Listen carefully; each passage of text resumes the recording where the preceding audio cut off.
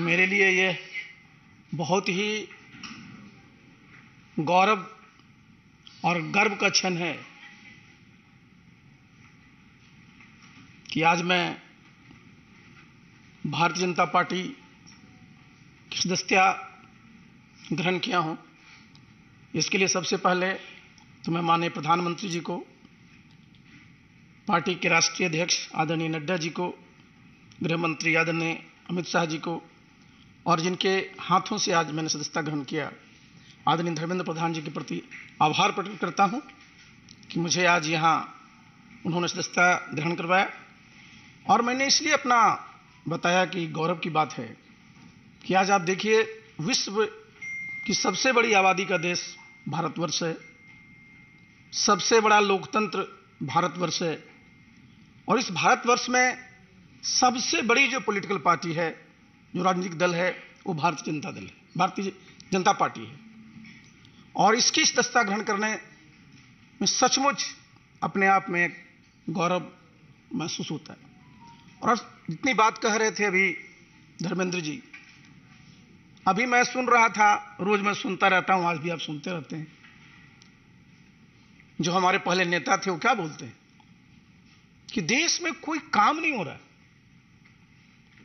हमने कई बार उनको आईना दिखाने की कोशिश की कि अगर कोई काम नहीं हो रहा है तो नीतीश बाबू ये बताएं कि आज भारतवर्ष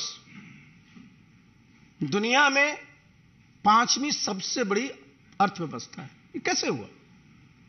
ऐसे तो नहीं हुआ। आज अभी मैं आया यहां, उसके पहले मैं देखा मुंबई में उनका प्रेस कॉन्फ्रेंस चल रहा है, बड़ी बड़ी बातें कर रहे हैं। गए किस काम के लिए? जरा सोचिए कि देश कहां चला गया और बिहार आज भी कहां है। पहले क्या बात करते थे वो? जब भी उनके पास जाइए कहेंगे मैं बिल्कुल क्राइम के खिलाफ हूं, करप्शन के खिलाफ हूं। उनको सी शब्द से बड़ा प्रेम रहता है, लेकिन सी से चेयर भी होता है, तो कुर्सी के लिए ही आजकल सब काम में लगे।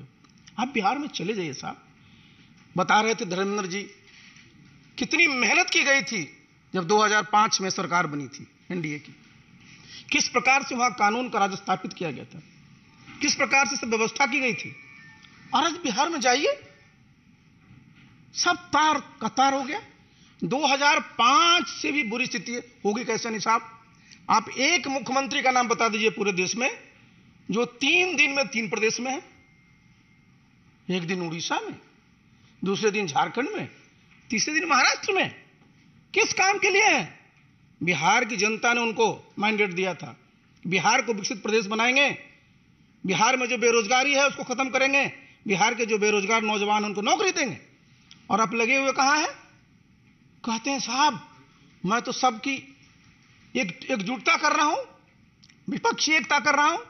नीतीश बाबू, आप बार बार इतिहास की बात करते हैं, इतिहास भूलिए मत।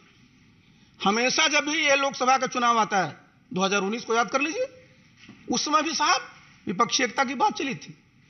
2019 में आप देखिए यूनाइटेड इंडिया करके रैली कितनी बड़ी बड़ी हुई थी, लेकिन आप क्या एकता करिएगा? आपका नेता कौन है? बिना नेता को एकता होता है क्या?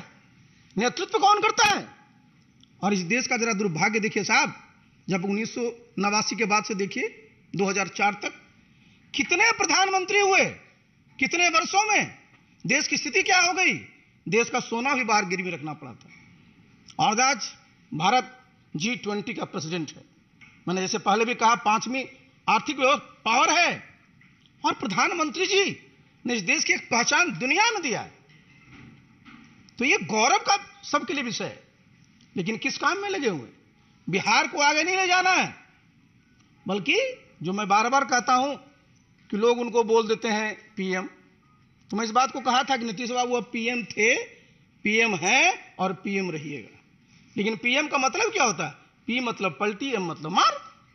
पहचान क्या बनी है?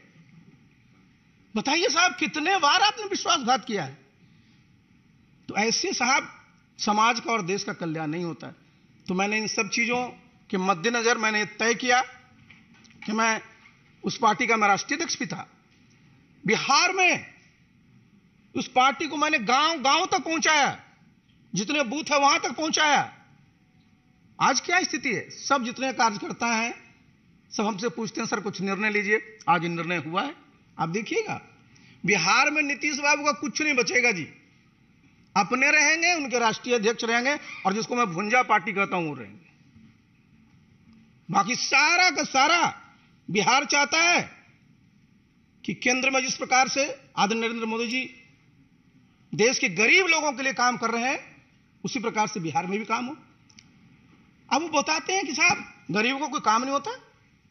भाई प्रधानमंत्री किसान सम्मान निधि योजना में तो गांव में रहता हूं, इस्तीफा देने के बाद अपने गांव में रहता हूं। किसी समाज का हो, किसी धर्म का मानने वाला हो, सबके खाते में 6,000 रुपया जा रहा है कि नहीं जा रहा है? सबको महीने में प्रति व्यक्ति 5 किलो अनाज मिल रहा है कि नहीं मिल रहा है? ये क्या है नीतीश बाबू? ये साधारण उपलब्धि है। तो इसलिए साथियों, इन सब चीजों को देखते हुए मैंने सोचा कि जब आप फिर से वहीं पहुंच गए हैं, फिर से इनका क्या था, नीतीश बाबू का पूरा वजूद क्या था? इन्होंने संघर्ष के खिलाफ किया था, आरजेडी के खिलाफ, और आज उन्हीं की गोद में बैठे हुए हैं और कह रहे हैं आजीवन वहीं रहना है। तो मेरे ऐसा व्यक्ति के पास आस्था क्या था? मैंने 6 अगस्त को इस्तीफा दिया था और आज 11 मई को मैंने भारतीय जनता पार्टी की सदस्यता ग्रहण की है। बस भगवान से मैं यही प्रार्थना करूंगा मुझे ताकत दें और मैं पूरी अपने सामर्थ्य के साथ इस दल की, इस देश की और प्रदेश की सेवा कर सकूं। वीके न्यूज, राष्ट्र के नाम।